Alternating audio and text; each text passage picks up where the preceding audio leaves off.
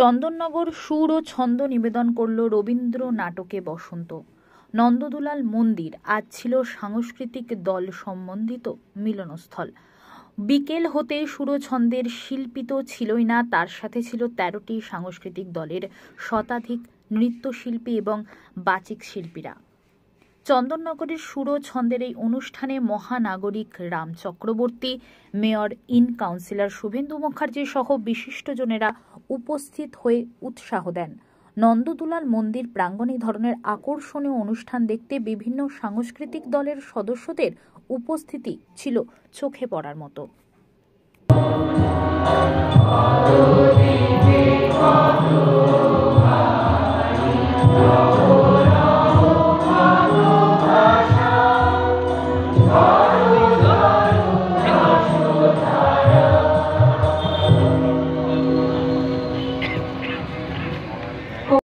এটাই হচ্ছে আমরা বলি খুব গর্ব করে চন্দননগর সংস্কৃতির শহর, সেই আজকে সেটা নতুন করে প্রমাণিত হচ্ছে। আর যে জন্যে এখানে আমাদের আছে, এখানে রাধাকৃষ্ণের আমাদের মন্দির, এখানে আমরা জানি যে নন্দদুলাল জিউর মন্দির, আমরা এখানে আছি। এই দোল উৎসবটা তো আমাদের একেবারে মুহূর্তে তৈরি করে রাখা, বেঁধে বেঁধে রাখা দিদিভাইয়ের পাশে পাশে থেকে সুরছন্দ পরিবারকে সৌমিত্র দাদা ভাইয়ের জন্য একটা জোর হাত। এই জুটিটা আমাদের পথ দেখা, আর কিচ্ছু চাই না, এই আশীর্বাদটা থাক, তবেই আমরা সবাই থাকবো। শুভেচ্ছা, প্রণাম, অভিনন্দন তোমাদের দুজনকে আমাদেরকে একত্রিত করার জন্য।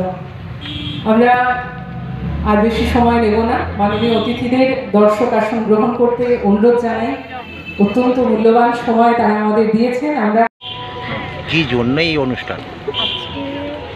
বসন্তের জন্যেই বসন্ত উৎসব। কিছুদিন আগে, দুদিন আগে দোল গেছে, তো আমরা দোলের দিন নানা রকম সমস্যার প্রোগ্রাম করতে পারি না, মিউজিশিয়ানস পাই না, সাউন্ড পাই না, অনেক ঝামেলা হয়। সেই জন্য আমরা রোববারটাকে, দোলের ঠিক পরের যে রবিবার, সেই রোববারটাকেই আমরা বেছে নিই, যাতে আমরা সকলকে একত্রিত করতে পারি। এখানে আমাদের মঞ্চে আছেন বিশিষ্ট বাচিক শিল্পী 15 জন এবং নৃত্যশিল্পী শতাধিক, এবং আমার ছাত্রছাত্রী যারা রয়েছে। এত সুন্দর একটা অনুষ্ঠান কিভাবে সম্ভব করেন? দেখুন, আমার মনে হয় ইচ্ছে থাকলে কিন্তু সব পারা যায়, কারণ আমি মানুষজন ভালোবাসি এবং সকলকে নিয়ে একসঙ্গে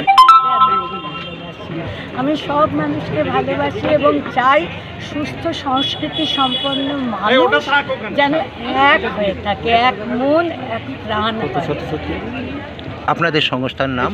আমাদের সংস্থার নাম সুরছন্দ চন্দন। আপনার নাম? আমার নাম ছন্দা দত্ত। Thank you.